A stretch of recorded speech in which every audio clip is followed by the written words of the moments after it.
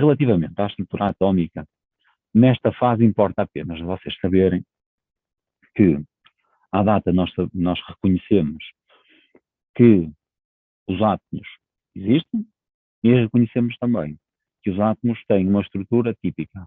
Tem uma região central, que é o núcleo, no qual se encontram os prótons e os nêutrons, sendo que fora do núcleo se localizam os elétrons. O modelo atómico sofre uma evolução ao longo do tempo e os modelos que nós conhecemos são os modelos de Dalton, o modelo de Thomson, o modelo de Rutherford, o modelo de Bohr e o modelo das orbitais. O modelo das orbitais também é conhecido como o modelo quântico do átomo. Ora, na prática, dentro destes modelos, o que nós sabemos em termos de, eu diria, de pressupostos, é que o primeiro modelo, que é o modelo de Dalton, considera a existência de átomos, apenas.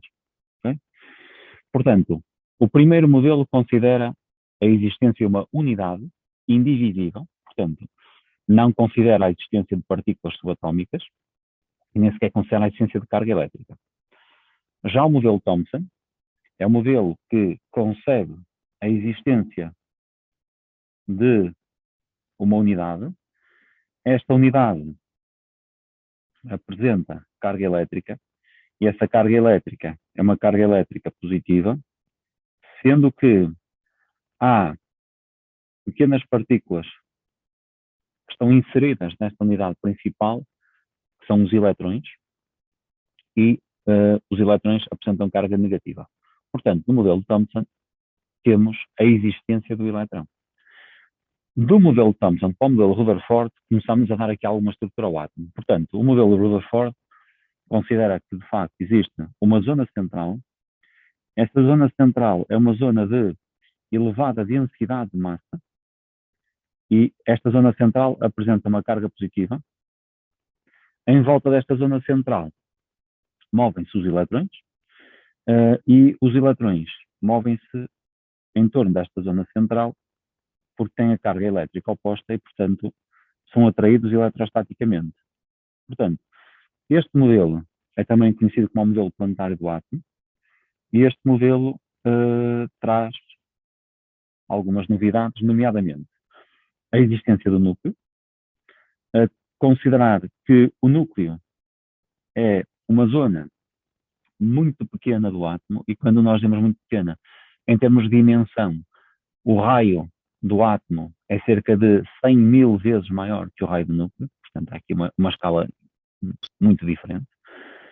E também sabemos que os elétrons, que são partículas que têm uma massa muito reduzida por comparação com o núcleo, portanto este modelo considera que praticamente a massa toda do átomo está localizada no núcleo. Temos os elétrons, que são as partículas mais leves que ocupam o maior volume do átomo. Pronto, e temos aqui este modelo. Do modelo de Rutherford para o modelo de Bohr, há aqui uma alteração do ponto de vista qualitativo que permite interpretar uns fenómenos que têm a ver com os espectros de emissão e os espectros de absorção. Qual é a novidade?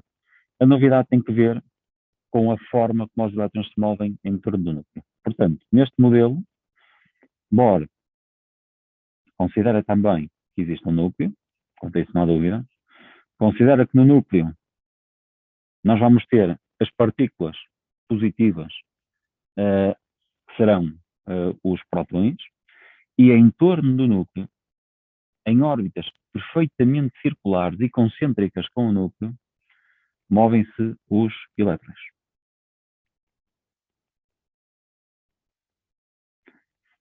Qual é o grande contributo qualitativo deste modelo?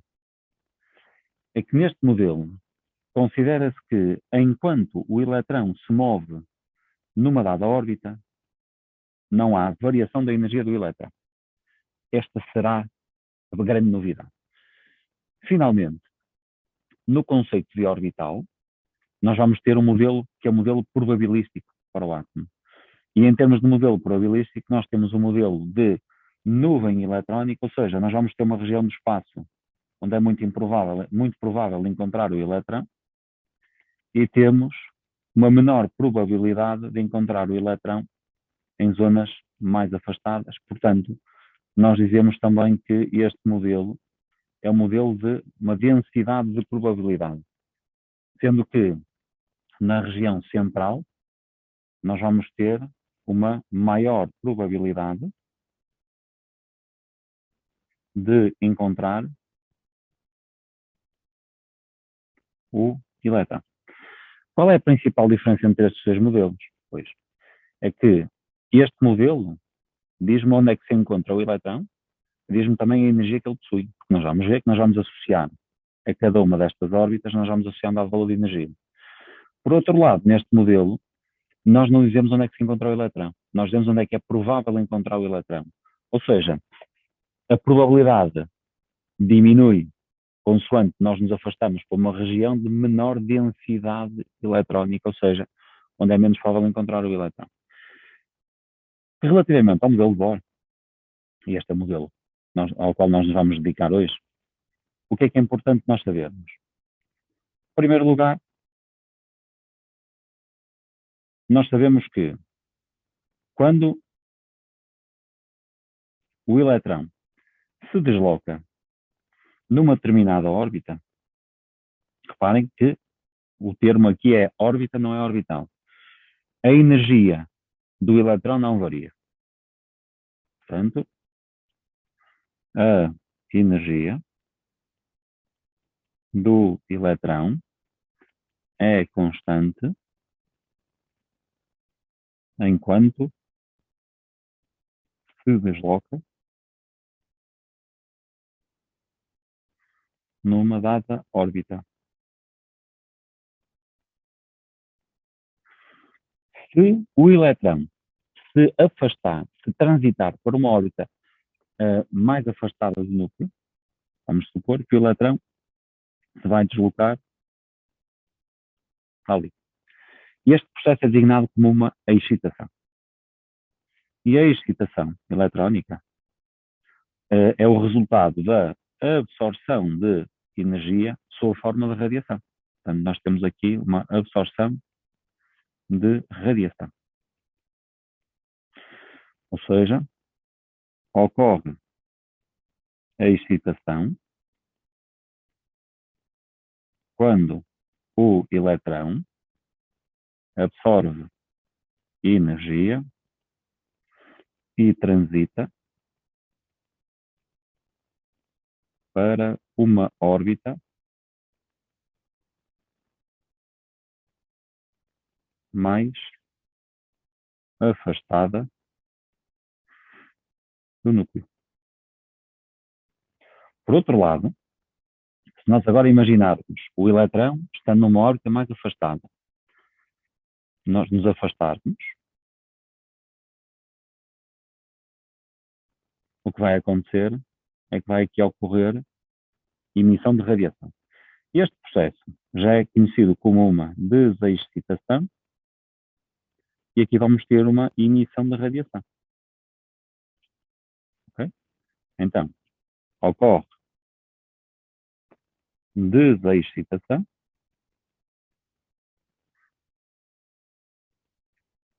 quando o eletrão emite energia e transita para uma órbita mais próxima do núcleo. Qual é a matemática que está aqui envolvida? É claro que neste momento a única coisa que eu posso aqui concluir é que se um eletrão está numa órbita mais afastada, ele vai transitar para uma órbita mais interior, fica com menos energia e, portanto, vai libertar esse excesso de energia. Se ele transita para uma órbita mais exterior, isto acontece porque absorveu energia. O que nós sabemos é que a energia do eletrão se encontra quantizada. O que é que significa a energia estar quantizada? Significa que a cada órbita corresponde a um valor específico de energia. Logo, nestas transições que eu referi aqui, ou seja a excitação, seja a desexcitação, a energia que o eletrão vai absorver ou que ele vai emitir correspondem exatamente à diferença entre a energia de cada um dos níveis. E o Sr. Niels Bohr deixou-nos uma informação que nos permite determinar o valor da energia associada a cada uma das transições. Portanto, há uma expressão, e a expressão é a energia para um dado nível n é igual a menos 2,18 vezes 10 elevado a menos 18 sobre o valor de nível ao quadrado. E, portanto, nós daqui conseguimos calcular o valor da energia para o nível 1. Portanto, o que é que eu faço? Substituo aqui o n por 1 e determino o valor. Então, a energia do primeiro nível será dada por menos 2,18 vezes 10 elevado a menos 18 joule por cada eletrão. A energia do segundo nível, pegamos neste valor que aqui está e dividimos por 2 ao quadrado, ou seja, por 4, que vai dar o menos 5,45 vezes 10 elevado a menos 19 joule por eletrão. A energia do terceiro nível será igual a menos 2,42 vezes 10 elevado a menos 19 joule por eletrão, e assim sucessivamente. Eu chamo a atenção para um pormenor de que, à medida que o nível vai aumentando, nós vamos dividindo este valor, que é um valor negativo, por um valor que é cada vez maior. Portanto, o valor da energia vai se aproximando de zero, mas sempre por valores negativos. Nós ficamos então com algo assim semelhante. Se eu tiver aqui o nível 1, e se eu tiver aqui o limite onde o eletrão deixa de pertencer ao átomo, nós sabemos que isto é quando o eletrão se encontra infinitamente afastado do núcleo.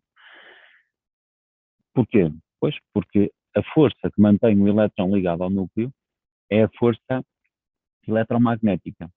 E das forças fundamentais, vocês já as conhecem, que é a gravítica, a eletromagnética, a nuclear forte e a nuclear fraca, a força eletromagnética é uma força que tem um alcance infinito. O que significa que, quando é que o eletrão se considera não pertencer ao átomo? Quando a interação entre o eletrão e o seu núcleo for insignificante. Então será no ponto onde a interação eletromagnética deixa de ser sentida. Ora, se o seu alcance é infinito, será equivalente a uma distância infinita. Porquê que a energia apresenta valores negativos? Por convenção. Ou seja, nós sabemos que para que o eletrão transite para órbitas mais exteriores, este processo é designado por processo de excitação e isso ocorre quando há uma absorção de energia. E então, da mesma forma que nós, à escala planetária, consideramos que o nível médio da água do mar é o nível zero para a medição da altitude, nós consideramos que o ponto em que um eletrão deixa de sentir a atração do núcleo, consideramos que aí é o valor zero para a energia potencial elétrica. Portanto, por convenção, nós consideramos que aqui a energia potencial elétrica do conjunto formado pelo eletrão e pelo núcleo tem uma energia de zero. Ora, se o eletrão tem que receber energia para transitar entre os níveis, se depois de receber energia, a energia final é igual a zero, então significa que a energia inicial tem que ser negativa. Então, temos aqui a energia de nível 1, a energia de nível 2 será a energia de nível 1, só que agora a dividir em 4 partes, portanto vamos fazer aqui uma estimativa. Aqui seria dividir em 2, aqui será dividir em 4. Portanto, aqui teremos mais ou menos a energia para o segundo nível. Estão a ver uma grande diferença de energia. A do terceiro nível será aquele valor, nível 1 a dividir em 9 partes. Portanto, será alguns por aqui. A do nível 4 a dividir em 16 partes. E assim sucessivamente. Portanto, julgo que é evidente para vocês que a separação entre os níveis energéticos para o átomo de hidrogênio não será uma separação equidistante. Ou seja, consoante nós vamos subindo em termos de níveis, a diferença energética é cada vez menos acentuada, sendo a maior de todas a do primeiro para o segundo nível. Então sabemos nós que a energia aqui é de menos 2,18 vezes 10 elevado a menos 18, aqui de menos 5,45 vezes 10 elevado a menos 19, e aqui de menos 2,42 vezes 10 elevado a menos 19. E estes valores vocês não têm que os saber de memória, nem sequer têm que conhecer a expressão de Bohr. Estes valores, quando são necessários, são-nos fornecidos. Porquê que eles estão aqui? Porque eu quero fazer um exercício com vocês, em que nós vamos determinar a energia que vai ser absorvida ou que vai ser emitida em transições específicas. Vamos supor, no primeiro exemplo, que nós temos uma transição do nível 1 para o nível 2. A variação da energia do eletrão, nós vamos determinar sempre pela diferença entre a energia do fim e a energia do início. O que significa que, neste caso, a variação da energia do eletrão na transição de 1 para 2 será igual à energia do segundo menos a energia do primeiro nível. Portanto, a energia do segundo é o menos 5,45 vezes 10 elevado a menos 19, menos a energia do primeiro, que é o menos 2,18 vezes 10 elevado a menos 18. Portanto, isto aqui dá 1,635 vezes 10 elevado a menos 18. Ou seja, na transição do nível 1 para o nível 2, o que acontece é que a variação da energia é positiva. Isto significa que temos uma excitação, que é um aumento da energia. Vamos agora dar como exemplo uma desexcitação. Ora, se eu agora tiver a transição do nível 2 para o nível 1, eu passo a ter que a variação da energia é igual à energia do nível 1 menos a energia do nível 2, que é o menos 2,18 vezes 10 elevado a menos 18, menos o menos 5,45 vezes 10 elevado a menos 19. Isto vai dar menos 1,635 vezes 10 elevado a menos 18 joules. Nós aqui passamos a ter uma variação de energia que é negativa e, portanto, isto significa que é uma diminuição, portanto, será uma desexcitação.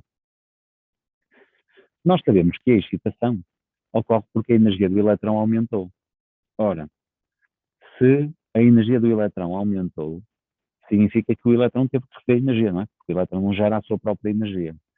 Como é que nós podemos fornecer energia aos eletrões? Sobretudo sob a forma de radiação eletromagnética. Há um fóton que vai ter a energia necessária para aquela transição específica. E então, nós dizemos que a energia da radiação corresponde nada mais, nada menos do que ao módulo da variação da energia do eletrão. O que, neste caso, significa que a energia da radiação que foi absorvida será igual a 1,635 vezes 10 elevado a menos 18 joules. Porquê é que eu digo que a radiação é absorvida? Porque há uma variação positiva da energia, logo a energia do eletrão está a aumentar e, portanto, é ele que está a absorver a energia. Por outro lado, nós sabemos também que a energia da radiação, que neste caso é emitida, porque é que eu digo que esta radiação vai ser emitida? Porque eu vejo que quando faço o cálculo da variação da energia do eletrão, eu vejo que essa variação tem um valor negativo. Então, se a variação tem um valor negativo, significa que o eletrão está a ficar com menos energia. Se o eletrão fica com menos energia, então ele tem que estar a ceder à sua vizinhança. Como é que um eletrão cede energia à sua vizinhança? Ora, emite um fóton. O fóton não é nada mais, nada menos do que a partícula que é responsável pela transferência de energia. Se essa partícula é recebida, a energia de quem recebe aumenta. Se essa partícula é emitida, a energia de quem emite vai diminuir.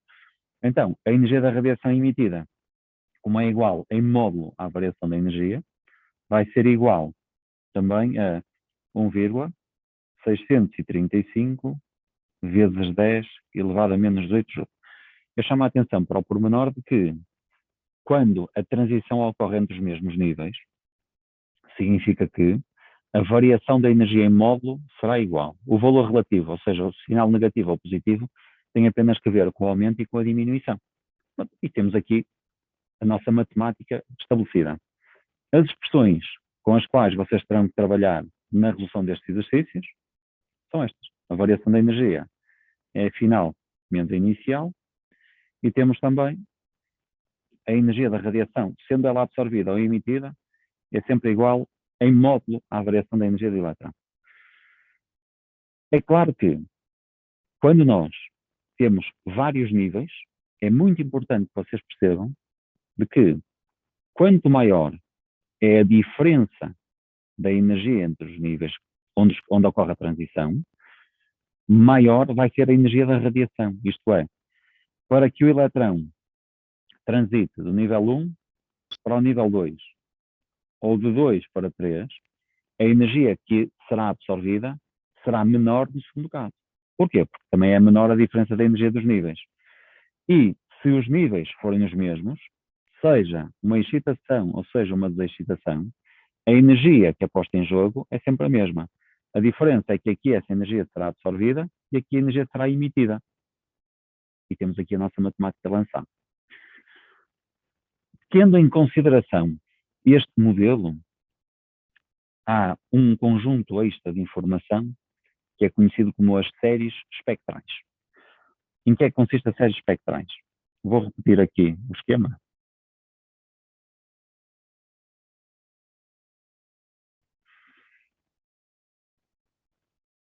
E nas séries espectrais, o que é que vocês têm que conhecer?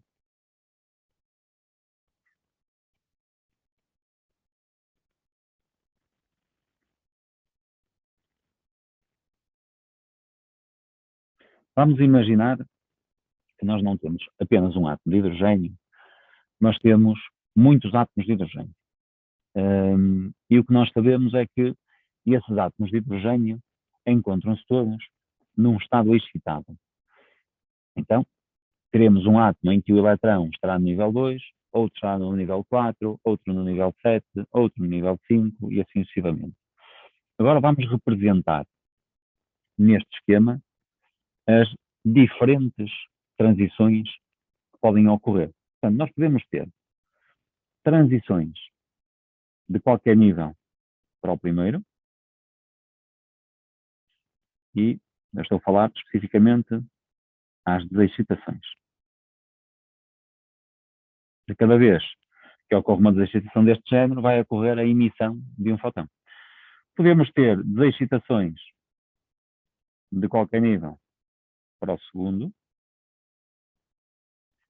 Podemos ter desexcitações para o terceiro, para o quarto e assim sucessivamente. O que nós sabemos é que, sempre que ocorre uma desexcitação, ocorre emissão de radiação. E agora, relembrando o espectro eletromagnético, o que é que nós temos que saber sobre o espectro eletromagnético?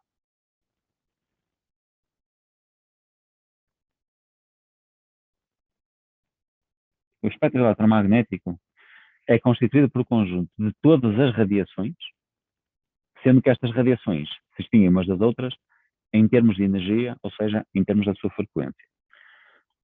Se nós considerarmos que a frequência ou a energia aumenta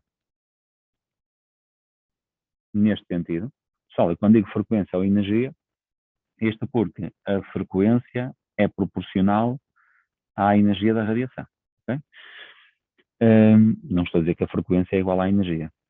E então o que nós sabemos é que começamos pelas ondas de rádio, a seguir às ondas de rádio temos micro-ondas, depois temos o infravermelho, depois temos a zona do visível, depois temos os raios-x, antes dos raios-x temos ultravioleta, claro, temos ultravioleta, então temos ultravioleta, raio-x e raios gama. Na região do visível, em termos espectrais, nós começamos pelo vermelho, a seguir ao vermelho temos o laranja, temos aqui a sequência toda. A seguir ao laranja, temos o amarelo, ou seja, nós temos aqui o arco-íris. Depois temos o verde,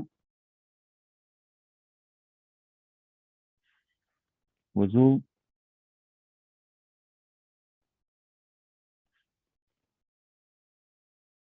será o anil, e finalmente o roxo, o violeta.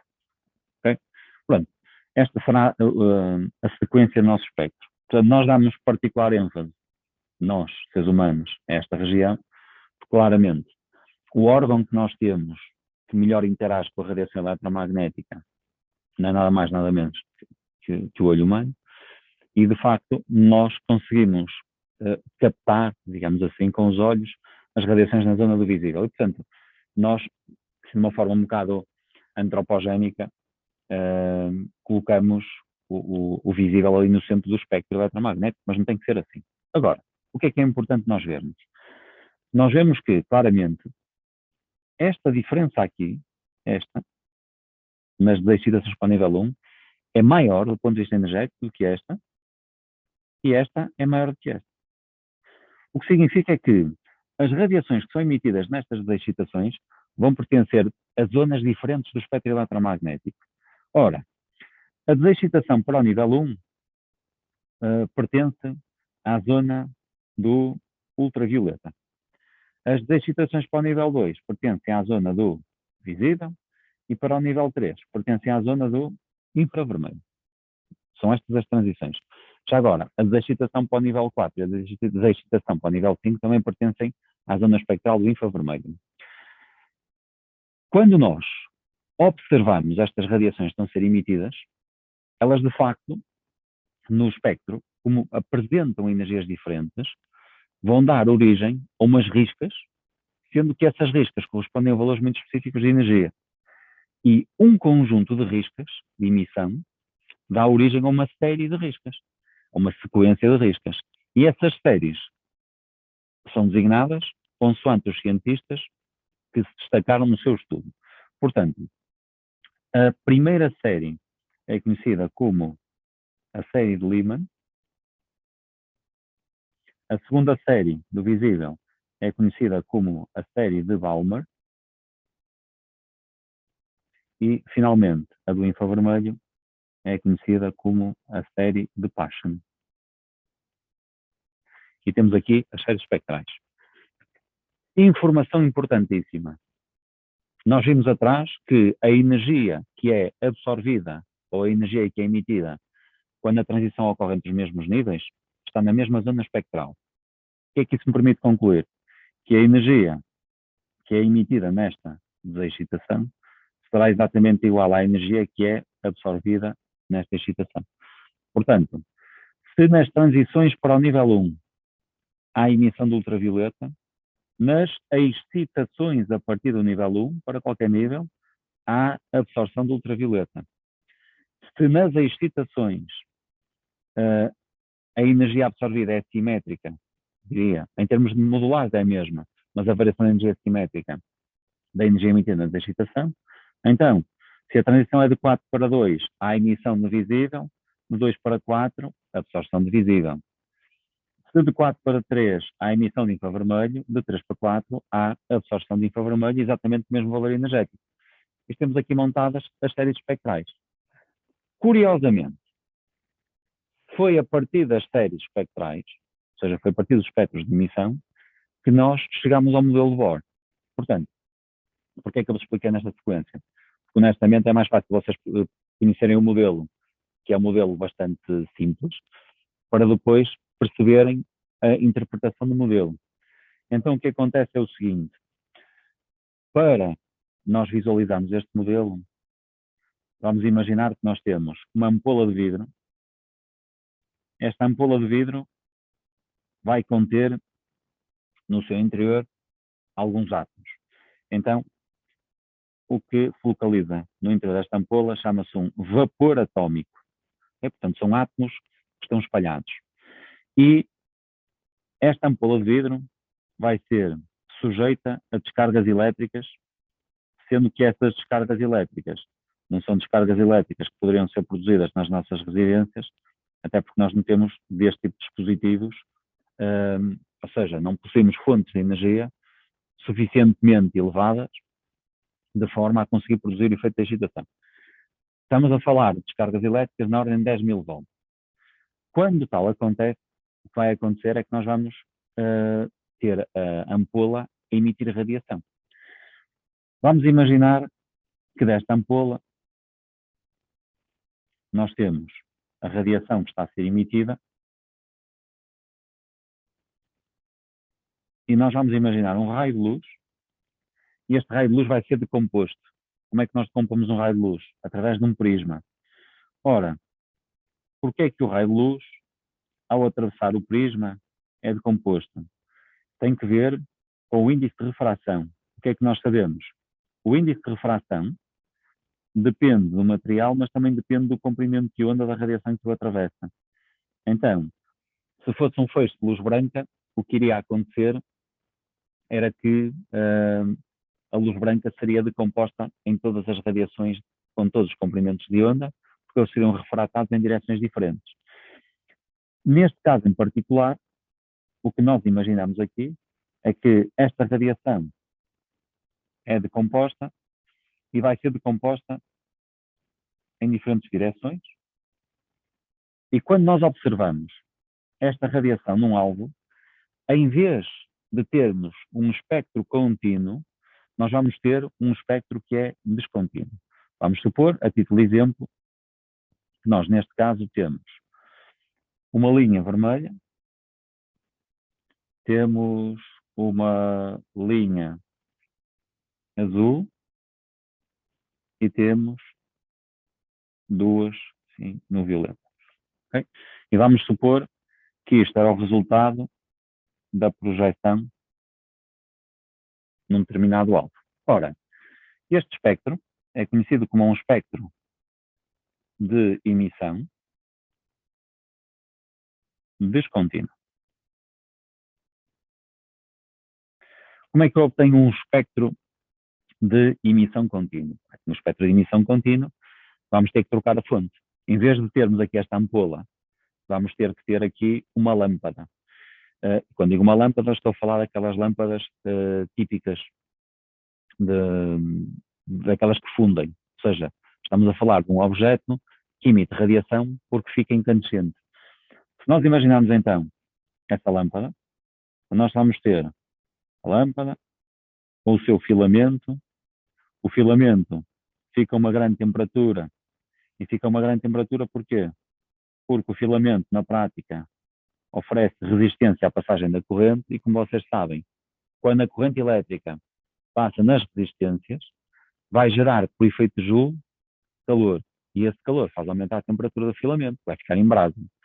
Então vamos nós imaginar agora que a lâmpada está a emitir radiação e o que nós vamos fazer vai ser uma coisa parecida, que é, vamos supor que eu pego nesta estrutura toda e vou deixar um raiozinho que sai da lâmpada passar então aqui naquele prisma. Há diferenças naquilo que eu observo? Então, em primeiro lugar, eu deixo de ter aqui esta coisa e passo a ter algo deste género.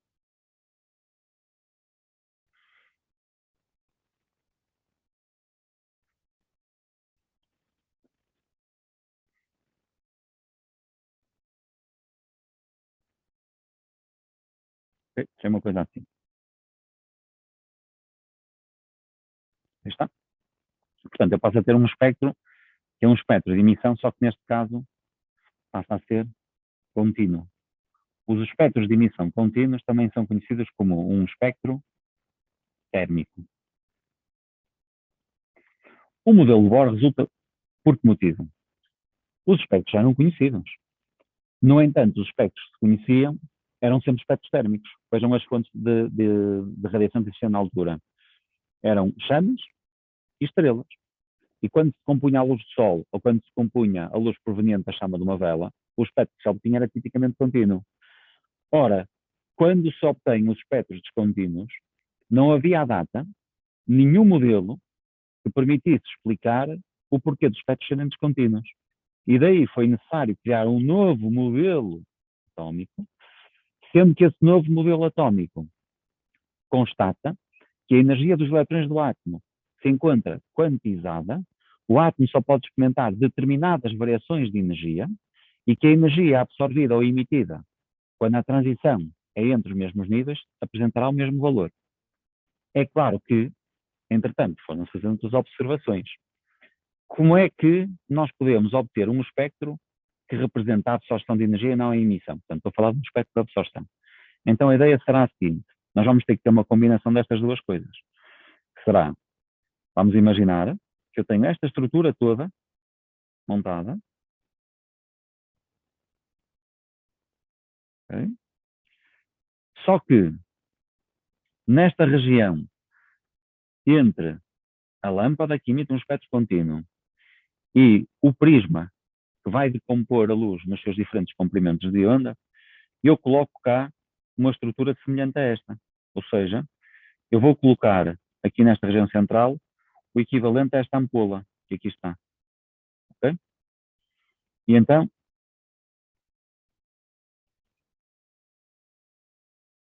a ampola, neste caso, não tem estas radiações. Na prática, a ampola é constituída apenas por átomos e estes átomos não se encontram num estado excitado. Okay?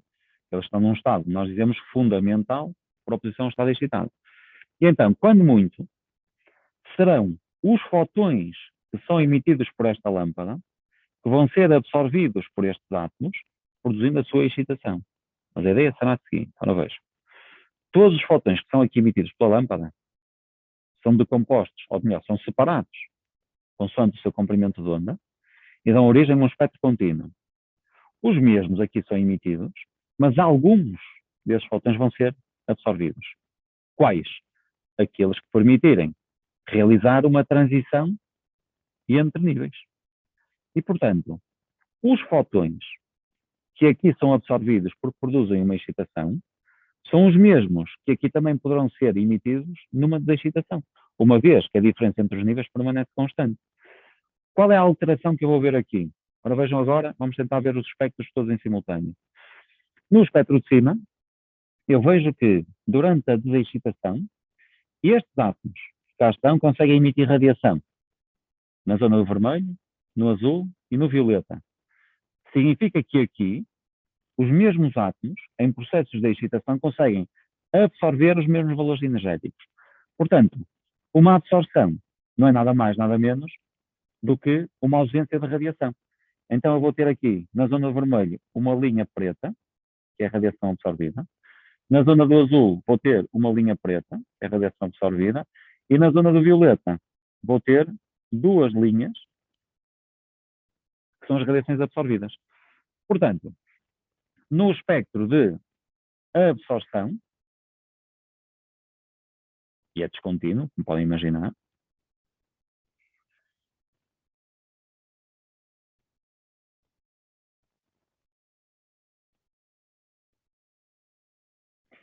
o que nós conseguimos perceber é que, quando se trata do mesmo elemento químico, as linhas pretas presentes no espectro de absorção correspondem às linhas coloridas presentes no espectro de emissão. Na verdade, se eu pegar nestas radiações e nestas lacunas, elas são sobreponíveis. As radiações têm exatamente o mesmo valor de frequência, ou seja, têm exatamente o mesmo valor de energia. E para concluir, que é a parte que será mais trabalhosa, que é de que forma é que eu posso utilizar este conhecimento para fazer a caracterização dos elementos. Ora, como vocês podem imaginar, em laboratório, nós já fizemos o estudo e a caracterização dos diferentes espectros, dos diferentes elementos químicos. Significa que, à data, para cada elemento químico, nós temos em base de dados o seu espectro de emissão em todas as regiões do espectro eletromagnético. Portanto, é como se nós tivéssemos o equivalente ao DNA ou à impressão digital de cada elemento químico. Logo, se existir uma amostra que é constituída por um material desconhecido, nós podemos perfeitamente produzir a excitação dessa amostra durante a desexcitação, obter o seu espectro. E a partir do seu espectro, identificar qual é o elemento que está em causa. E se for nas estrelas? Esta é a parte que, honestamente, me encanta. Como é que nós conhecemos a constituição química das estrelas? Ainda vos digo mais. Quando nós falamos dos isótopos, como é que nós conhecemos a constituição química do universo em termos da percentagem de cada um dos elementos, de cada um dos isótopos que existe no universo? Ou seja, isto é uma coisa bastante audaz. De facto, como vocês sabem, o ser humano, o local mais longínquo do planeta que alcançou foi o nosso satélite natural, que foi a Lua. Nunca nos conseguimos aproximar de nenhuma estrela. Portanto, quando nós nos referimos à constituição química do Sol, é óbvio que é impossível alguém ir ao Sol e retirar de lá uma amostra.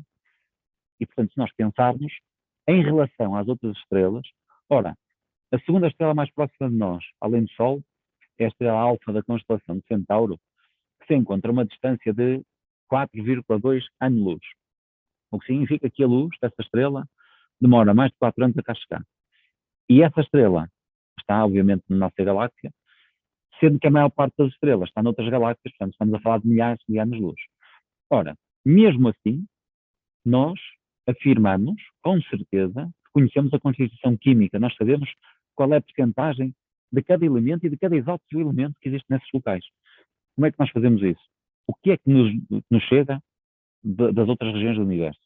Então, estamos a falar claramente da luz. E então, se nós imaginarmos agora uma estrela, imaginem vocês uma estrela, e na estrela, vocês sabem que a fonte de energia da estrela são as reações de fusão nuclear que ocorrem na zona central da estrela. Nessas reações de fusão nuclear liberta-se energia, essa energia faz aumentar a temperatura da estrela e a estrela emite um espectro, tipicamente espectro contínuo.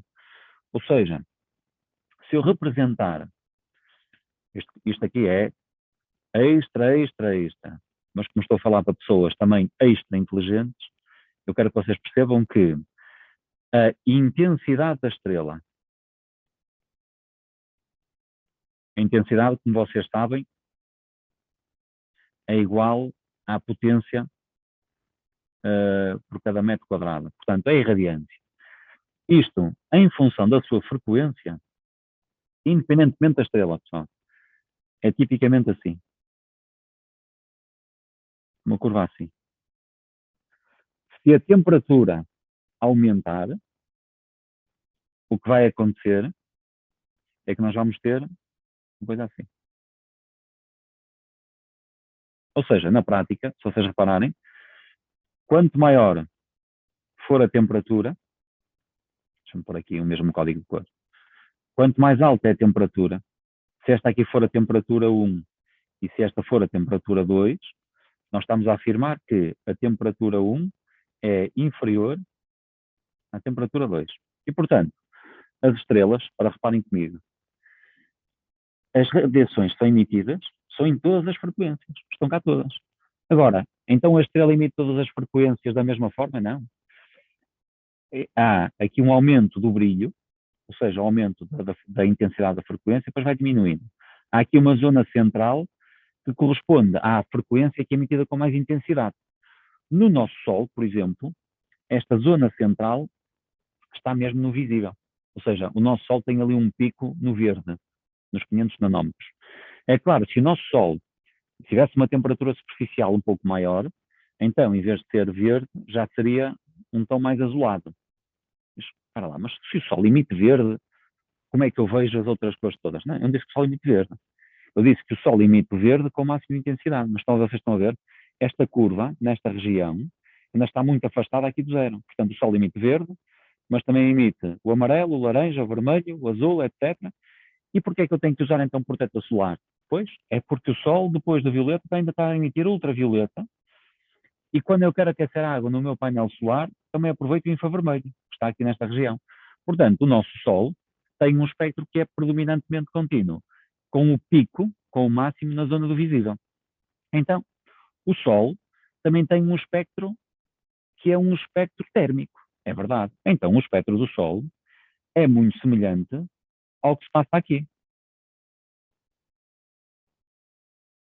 É verdade. Isto é o espectro solar. Isto. Só que, na luz que nos chega do Sol, nós temos isto. Pronto. E agora temos aqui um sarilho, que é, acabei de dizer que o Sol tem um espectro contínuo. E, na luz que nos chega do Sol, nós temos imensas linhas pretas. Essas linhas pretas são conhecidas como as linhas de Fraunhofer, mais uma vez, tendo em consideração o cientista que se destacou no seu estudo, fizeram-se imensas experiências porque foram elaboradas imensas possibilidades, até que finalmente se percebeu que a ausência de algumas das radiações resultava, de facto, dessas radiações que são absorvidas ainda na própria estrela.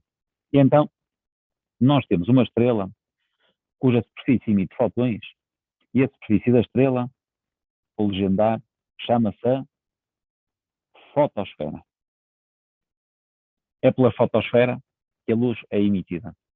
Vamos nós imaginar, então, uma estrela a emitir radiação e o espectro da estrela, espectro contínuo. Portanto, nós temos aqui um espectro contínuo de emissão.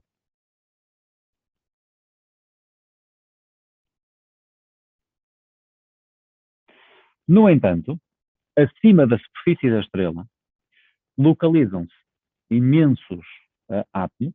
Quando digo imensos, estamos a falar de coisas significativas, numa espécie de atmosfera, e essa atmosfera é conhecida como a cromosfera.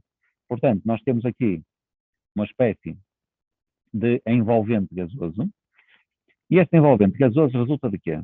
Vocês sabem que as estrelas, de facto, têm um comportamento assim um bocado tumultuoso. À superfície da estrela há permanentes explosões, e só não acontecem coisas muito piores. É porque a estrela também tem um campo magnético fortíssimo que vai aprisionando esses jatos de corrente. De vez em quando há alguns que se escapam e dão origem a uma coisa que se chama os ventos solares. Os ventos solares do nosso Sol, de facto, poderão para nós ser dramáticos. O que nos salva é a existência do campo magnético da Terra, que pega nessas partículas que constituem os ventos solares e as orienta para os polos, para o Polo Norte e para o Polo Sul, em particular para os polos magnéticos, vamos ser mais exatos.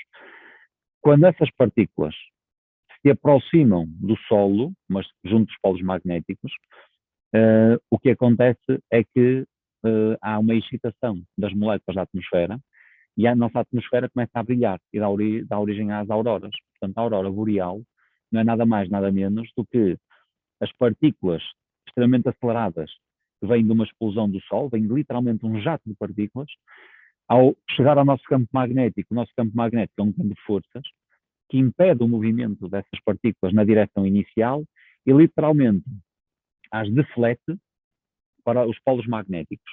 E os polos magnéticos, como vocês sabem, na região mais próxima do chão, do solo, vão fazer com que essas partículas produzam a excitação das moléculas do ar.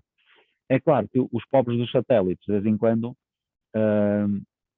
levam como essa energia toda e são destruídos. Portanto, há muitos satélites que ficam inativos, ou de vez em quando nós temos falhas na comunicação, ou temos falha no sinal de televisão, e isso resulta claramente dos satélites estarem a ser atingidos por tempestades magnéticas ou por ventos solares. Ora, vamos imaginar então o que acontece. É que o que vai passar agora é uma coisa parecida com isto tudo.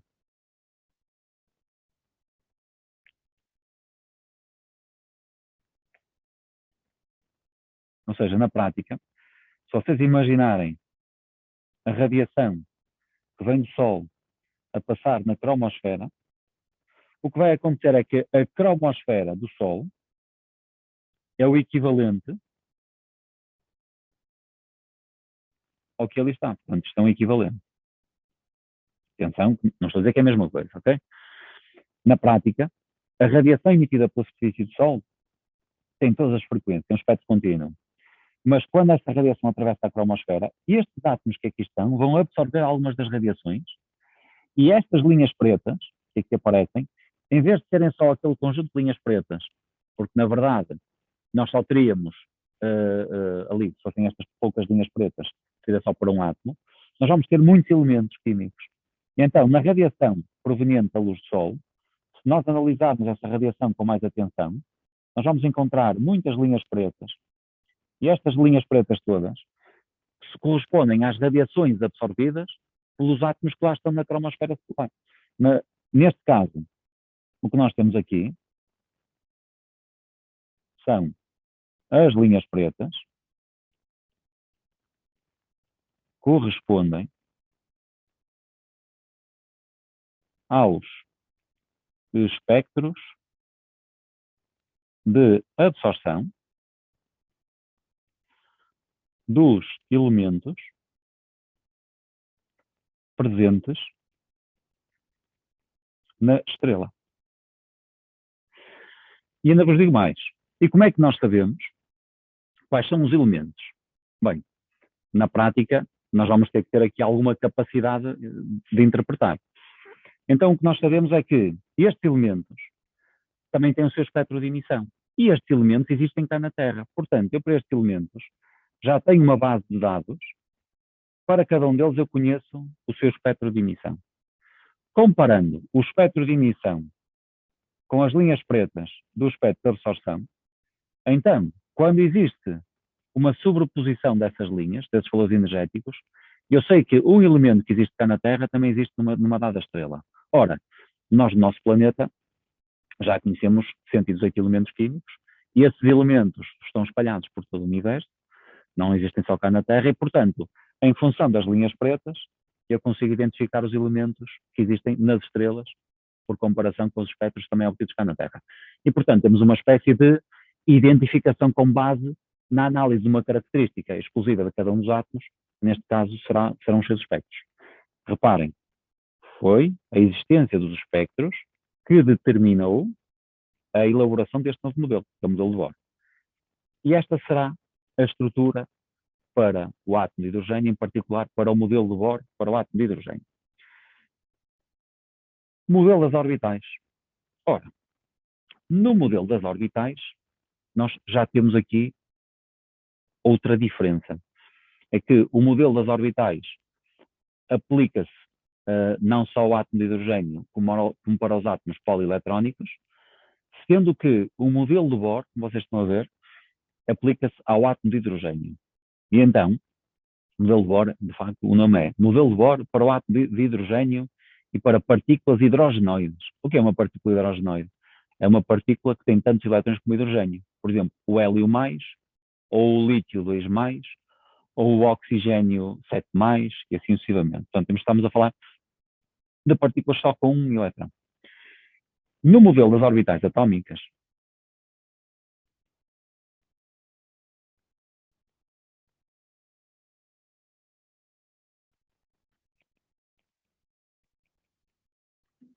o que nós sabemos é que a energia potencial da interação entre o eletrão e o átomo onde ele se localiza vai depender, em primeiro, da atração que o núcleo exerce sobre esse eletrão, mas também vai depender da repulsão entre esse eletrão e os outros eletrões que pertencem ao mesmo átomo. Ora, no átomo de hidrogênio não há dúvida, só há força atrativa. Mas nos átomos polieletrónicos, nós, além da força atrativa, vamos ter uma força repulsiva. E essa força repulsiva vai fazer com que, além dos níveis propostos para o átomo de hidrogênio, nós vamos também passar a ter subníveis de energia. E então, o novo modelo, que é um upgrade, claramente, nós temos o modelo Bohr para o hidrogênio. Temos o nível 1, temos o nível 2, temos o nível 3, temos o nível 4, vai por aí fora, não é? Temos aqui infinito. Ora, para as partículas polieletrónicas, nós, além de termos os níveis de energia, vamos passar a ter subníveis. E então, o nosso novo esquema será o seguinte. Reparem que esta divisão dos níveis em subníveis só se verifica para partículas que sejam polieletrónicas. Então, se nós imaginarmos no primeiro nível, nós vamos passar a ter um único subnível. No segundo nível, nós vamos ter uma divisão em dois subníveis.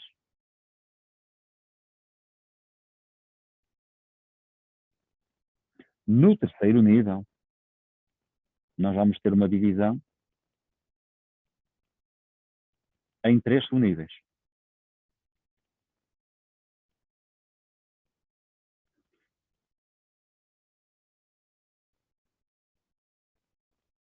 No nível 4, já estão a ver o que é que vai acontecer, não é? Eu vou usar aqui uma cor diferente. Nós vamos ter aqui uma divisão em 4 subníveis.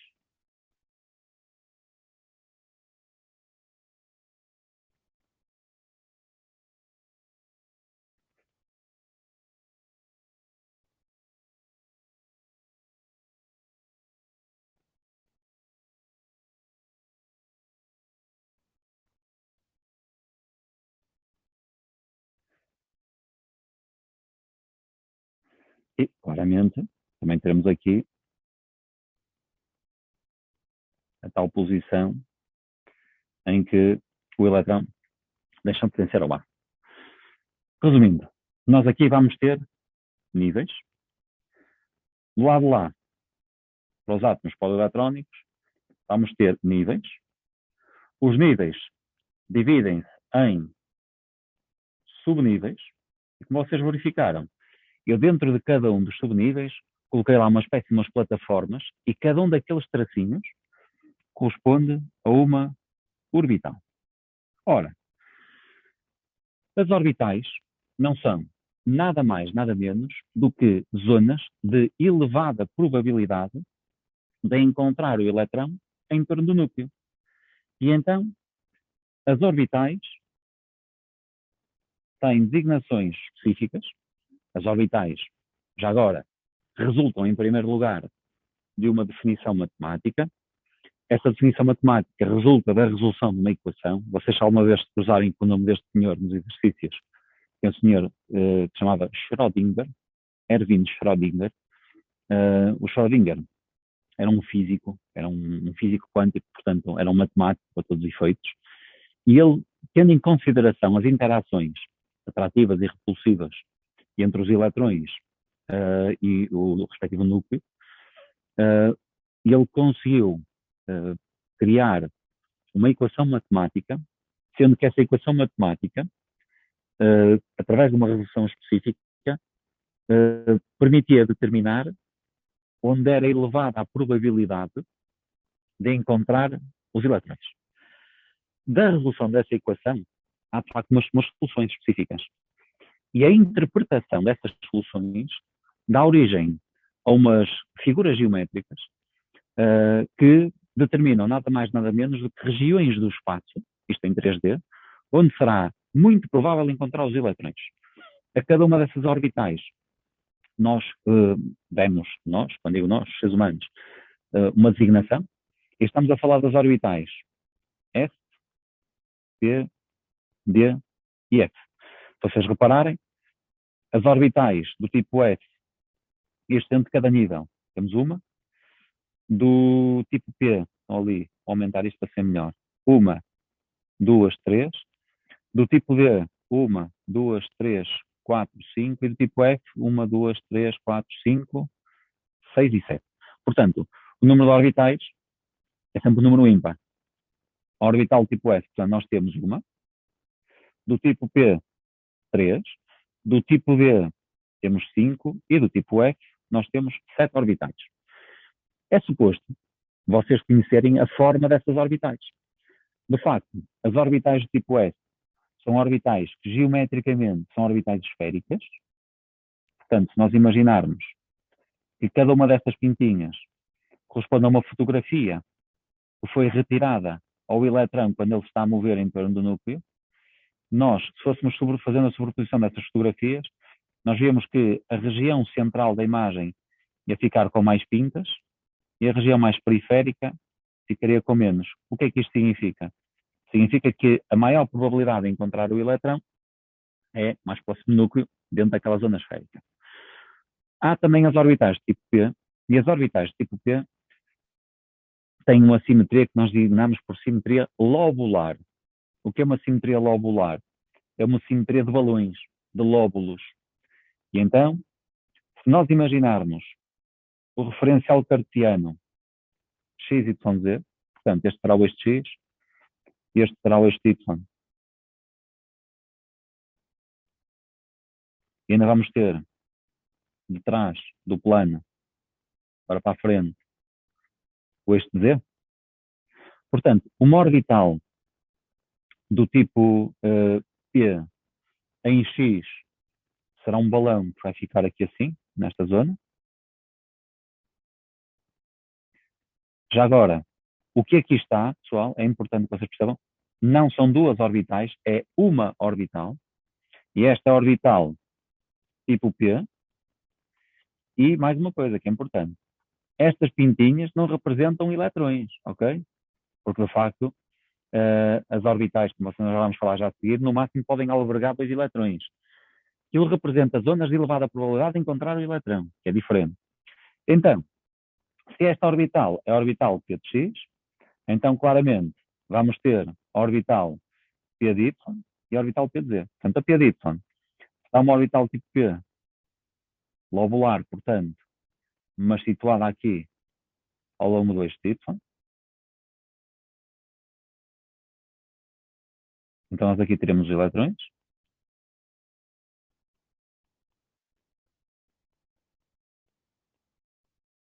E vamos ter finalmente a orbital P de z. Portanto, a P de z ficará no eixo de z para a frente do plano e para trás do plano. Ok? E cá está. Atenção que, apesar de, através desta perspectiva, dar a entender, estas orbitais não se sobrepõem, ok? Elas estão nas 3 direções perpendiculares do espaço, elas não se sobrepõem. Então temos esta será a orbital P de Z e, finalmente, esta é a P de Y. As orbitais tipo V e F têm formatos também diferentes? Têm, claro que sim. E são mais complexos, é verdade. As orbitais de D, por exemplo, estão em planos diferentes. Há uma orbital tipo D que parece um donut, por exemplo. Só que nesta fase da vossa aprendizagem científica, não é suposto que vocês tenham que investir o vosso tempo para as conhecer. Mas fiquem com essa ideia, que elas existem e têm formas específicas. Em termos de configuração eletrónica, isto é, em termos da maneira como eu distribuo os eletrões por estas orbitais, nós vamos ter algumas regras, e as regras para a configuração eletrónica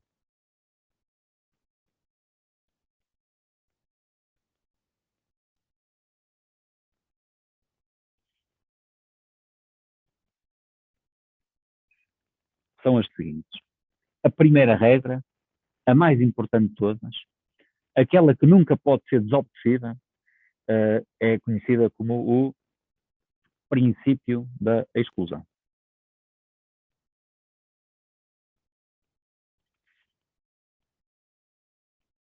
Foi elaborado por um senhor chamado Pauli. Portanto, este é o princípio da exclusão de Pauli também. E o princípio da exclusão de Pauli diz-me o seguinte: não é possível, na mesma orbital, existirem 2 eletrões com o mesmo spin. Então já surge aqui uma novidade, que é o que é esta história do spin do eletrão. Então, sem perdermos muito tempo com isso, da mesma forma que o eletrão tem uma massa. A massa do eletrão é de 9,1 vezes 10 elevado a menos 31 kg. Da mesma forma que o eletrão tem carga elétrica. Nós dizemos é menos 1. Nós já sabemos que é menos 1 vezes a carga elementar. E a carga elementar era aquele valor de 1,6 vezes 10 elevado a menos 9 coulomb. O eletrão tem outras propriedades, é verdade. Nós não nos caracterizamos só pelo nosso peso nem pela nossa altura. É o peso, a altura, a impressão digital, a cor dos olhos, o timbre da voz. E o eletrão tem várias propriedades. Uma dessas propriedades é o spin. E é uma propriedade intrínseca do eletrão, portanto, que o caracteriza, e essa propriedade intrínseca do eletrão é também quantizada, tem um valor, é mensurável, e nós, para lhe darmos assim um caráter que nos permita imaginar o que é esta coisa do spin, nós imaginamos que o eletrão é uma partícula, essa partícula está a rodopiar sobre um eixo, e se nós imaginarmos o eletrão a rodopiar, ou seja, imaginem que isto aqui é o eletrão, imaginem, nós temos aqui uma espécie de um equador do eletrão, e imaginem vocês agora que o eletrão está a rodopiar para este lado, ou a alternativa é ele rodopiar exatamente no sentido oposto. Portanto, os eletrões têm esta propriedade que significa que o eletrão ora rodopia num sentido, ora rodopia no sentido oposto. Quando eu quero representar o eletrão a rodopiar num sentido, nós podemos representar até através de um diagrama em que pomos uma caixa e pomos, neste caso, uma seta para cima, ou aqui, uma seta para baixo. Para mim, basta que vocês saibam que as setinhas que representam os eletrões para cima e para baixo representam o spin oposto. Ora, se o princípio da exclusão me diz que na mesma orbital não podemos ter repetição do spin dos eletrões e só existem dois valores diferentes, então isto é a mesma coisa que dizermos que em cada orbital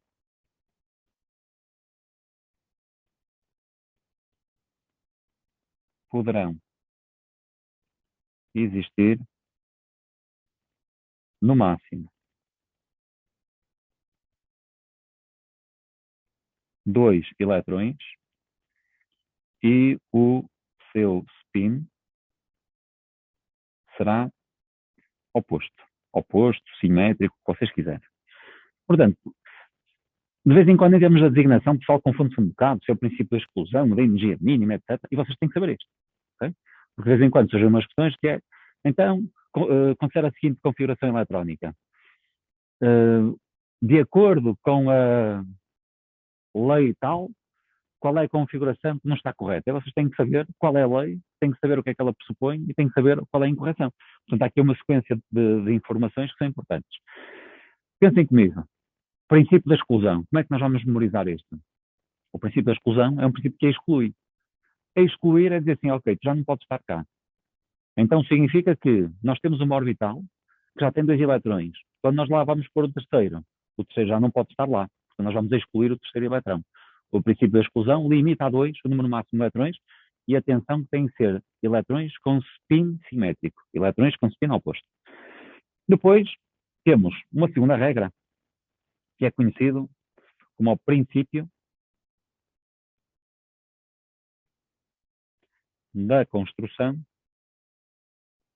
ou como vocês vão encontrar várias vezes na bibliografia, também é conhecido como o princípio da energia mínima.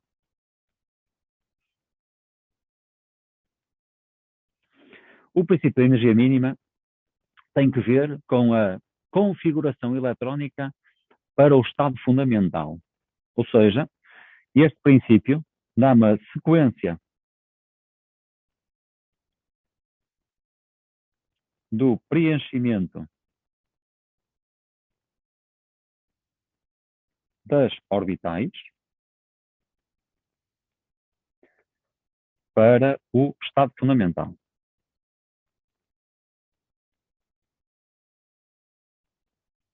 E então, na prática, há de facto uma sequência, e se vocês pensarem bem, vamos lá ter um diagrama de energia, esta primeira orbital será a orbital 1s. O que é que isto significa?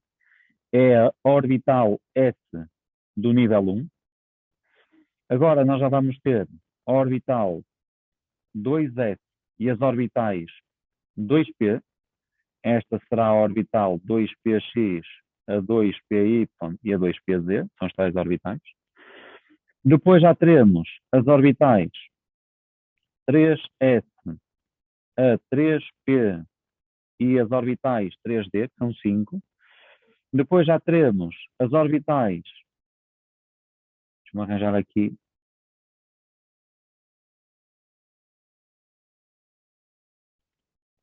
A 4S, a 4P, a 4D e a subnível 4F. Bem, são 7 orbitais, os 4S. E assim sucessivamente. Ora veja, se nós temos que nesta sequência a energia está a aumentar, o estado fundamental é aquele que se pressupõe que o átomo tendencialmente existe com o máximo de estabilidade. Nós já aprendemos que o máximo de estabilidade está frequentemente associado ao mínimo de energia. Então, quando eu estou a distribuir os eletrões pelas orbitais, já tenho uma regra. No máximo, só posso ter 2 eletrões. A segunda regra diz-me que quando se trata do estado fundamental, primeiro vou colocar os eletrões nas orbitais de menor energia.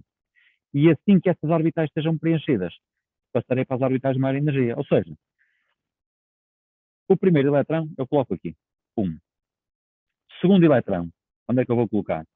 Bem, o segundo eletrão eu vou colocar também aqui. Porquê? Porque a regra diz-me que eu posso ter 2 eletrões na mesma orbital. Terceiro eletrão, ora, coloco aqui. Quarto eletrão, coloco ali. Tenho mais, a partir de agora, 11 eletrões para colocar. Ou tenho mais, deixa-me lá ver. Tenho mais 9 eletrões. Então vou pôr 1, 2, 3, 4, 5, 6, 7, 8, 9. Ok? E estou a fazer a minha configuração. O que é que aconteceria se, por algum motivo, eu não seguisse esta sequência? Ou seja, vamos supor que eu colocava aqui um eletrão, por exemplo, e o segundo já o colocava ali. Está errado? Não. Mas não representa o estado fundamental. Representa um estado excitado. De facto, aquilo que nós aprendemos para o átomo de hidrogênio em termos de excitação e desexcitação também se aplica para os átomos polieletrónicos. Ou seja, se um eletrão transitar daqui para ali está a ser excitado, se vier daqui para aqui está a ser desexcitado. Só há uma coisa que não se aplica, que são as séries espectrais. Aquelas séries de Lyman, Paschen, Balmer, são definidas para o átomo de hidrogênio. Aqui também vamos ter séries, mas já não têm a mesma designação e nem sequer têm que pertencer à mesma zona do espectro. Ou seja, estou com isto a dizer que num átomo polieletrónico não é forçosamente necessário que uma desexcitação para o nível 2 ocorra com emissão de visível. Num átomo de hidrogênio nós sabemos que sim. Agora, se o estado fundamental me é dado por aquela sequência, qual é a sequência de preenchimento? A sequência passa a ser então, primeiro coloco eletrões na orbital 1s, depois na 2s, depois na 2p, 3s, 3p, 4s, 3d, e vai por aqui continuar. Porquê é que eu paro aqui a representação na orbital 3d?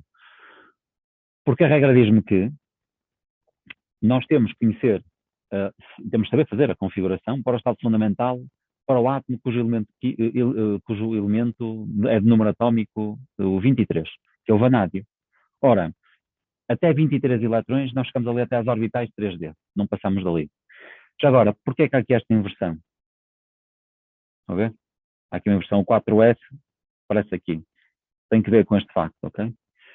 Como o nível 4 e o nível 3 já são muito próximos entre si.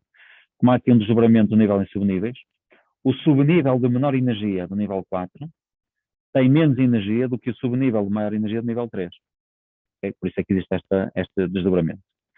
E, finalmente, só mais uma regra, que é conhecida como a regra de Hund. A regra de Hund é uma regra que se aplica às orbitais degeneradas ou às orbitais do mesmo subnível. E o que me diz esta regra é que verifica-se experimentalmente que quando nós estamos a preencher as orbitais do mesmo subnível, o átomo fica particularmente mais estável quando nós temos spins paralelos, isto é, quando temos os elétrons com o mesmo spin. Mas a regra, o princípio da exclusão de Pauli diz-me que eu na mesma orbital não posso ter o mesmo spin. Pronto, então o que é que nós fazemos? Imaginem que nós chegamos a uma orbital de 3p e as orbitais 3p são a 3px, a 3py e a 3pz. Imaginem os subníveis. E então o que é que eu faço? Se eu tiver 4 eletrões para colocar cá, em vez de fazer 1, 2, 3, 4, o que me diz esta regra é que, atenção, em acrescento às outras duas, o que me diz esta regra é que, quando se trata do preenchimento mesmo subnível, o átomo apresenta mais estabilidade quando eu tenho os espinos paralelos. Ora, para ter espinos paralelos, para ter elétrons com o mesmo spin, eu não posso ter os elétrons dentro da mesma orbital. E então o que é que eu vou fazer? Se tenho 4 eletrões para colocar cá, eu faço uma coisa simples, que é, coloco um eletrão aqui, o segundo já não coloco na mesma. 2, ok, já fiquei com elétrons com espinos paralelos. 3, e agora, finalmente, em 4, vou ter que emparelhar a formar um par de eletrões. E ao formar o par, não posso ter o mesmo spin. Vai ter que ter spin oposto. Onde é que eu vou colocar o quarto eletrão? Literalmente onde eu quiser. Okay? Ou seja, a primeira regra diz-me que não posso ter spins iguais. A segunda regra diz-me que para corresponder ao estado fundamental devo preencher por uma ordem crescente de energia. Só que trata-se do mesmo subnível, têm todas a mesma energia, estas orbitais. A terceira regra diz-me que temos mais estabilidade quando temos spins paralelos, portanto, eu agora, ao colocar o quarto eletrão, já sei que tem que ter um spin para baixo e em qualquer uma delas. Portanto, eu posso colocá-lo aqui, aqui e aqui. Okay? Portanto, trocando isto por miúdos, escrevemos assim, para que se perceba. Nas orbitais, elas são conhecidas como degeneradas. São degeneradas que têm a mesma energia. Do mesmo subnível,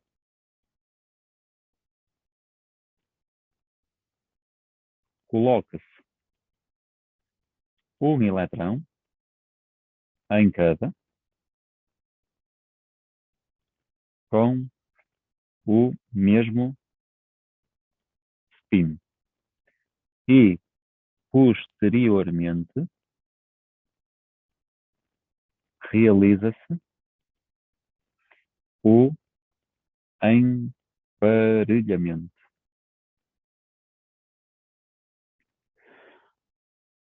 Antes de me despedir de vocês, vou dar aqui alguns exemplos de aplicação.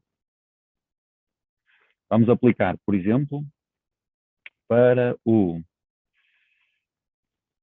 carbono, para o oxigênio, para o fósforo e, finalmente, para o vanádio. Ok? Vamos fazer a configuração. Do carbono, a configuração ficará, primeiro vem a orbital 1s, nós fazemos assim, 1s2. De vez em quando eu ouço 1s quadrado, não é 1s quadrado. De facto, a representação é a mesma, não é? 1s quadrado ou 1s2. Mas lê-se 1s2. Significa que no nível 1 temos uma orbital s com 2 eletrões. Depois temos 2s2. No nível 2 temos uma orbital do tipo s com 2 eletrões. Ok, mas o número atómico do carbono é 6, o que significa que eu tenho 6 elétrons para lá colocar. Então, a seguir, A2S vem a orbital 2p. 2p. Então, já coloquei 4 eletrões, vou pôr 2p2. É claro que eu, na 2p2, também posso. Eu sei que eu aqui não tenho uma orbital p. Eu estou a falar do subnível 2p. Mas o subnível 2p tem 3 orbitais. Que são elas. A 2px, 2py e 2pz. Ora, como é que eu sei agora fazer esta distribuição? Tenho 2 eletrões, então vou colocar um eletrão na primeira e vou colocar um eletrão na segunda. Ou um na primeira, um na última, ou um na segunda e um na última. É indiferente. Então vamos pôr nada. Se nós fizermos o diagrama de energia correspondente, nós vamos ter um S, 2S e mais perto, 2P. Um S, 2S e 2P. Ok? Temos o infinito. E se eu fizer o diagrama de caixas, nós fazemos assim. 2, 3. Então, no diagrama de caixas agora ficará 1, 2, 1, 2, 1, 1. Se vocês repararem, são configuração eletrónica, diagrama de caixas e diagrama de energia. Representamos sempre a configuração dos átomos por vias diferentes. Para o oxigênio, ficará 1S2, 2S2, 2P4. E 2P4 é a mesma coisa que temos 2PX, 2PY e 2PZ, 211. Para o fósforo, que vou trazê-lo cá para cima, ficará 1S2, 2S2, 2P6, 3S2, 3P3. Ou 1S2, 2S2, 2PX, 2PY, 2PZ, 222. 3S2, 3PX, 3PY, 3PZ, 1, 1, 1. Agora vamos contar. 2, 4, 6, 8, 10, 12, 13, 14, 15. Fiz a configuração do fósforo. E a do vanádio? A do vanádio ficaria, rapidamente, 1S2, 2S2, 2P6. Não se esqueça que aqui temos 3 orbitais. 3S2, 3P6, 4S2, 3V3. Agora confirmem. 2 e 2 são 4, com 6 são 10. 2 mais 6 mais 2 são outros 10, faz 20. Com este 3, 23. Temos aqui o número atômico. Estas serão as regras para a configuração. Agora, qual é a minha proposta? A aula já vai longa, portanto, a partir deste momento, parece-me a mim pouco razoável que eu continue aqui a descarregar a informação para cima de vocês. Eu vou disponibilizar este vídeo. Os vídeos agora, para serem acedidos, dentro em breve, quem quiser fazer a revisão vai ter que aceder a partir do site. No site há um separador que tem a gravação das aulas e vocês conseguem aceder aos vídeos por essa via, porque através do canal eles vão passar também para um regime privado. Nós vamos, posteriormente, eu vou resolver com vocês na próxima aula exercícios de aplicação. As fichas de trabalho que vocês, neste caso, poderiam utilizar, vocês têm uma ficha de trabalho que tem a resolução dos exercícios, que é a ficha de trabalho 1.2.1, que é relativa ao átomo de hidrogênio, e têm também a ficha de trabalho 1.2.2, que tem que ver com configuração eletrónica.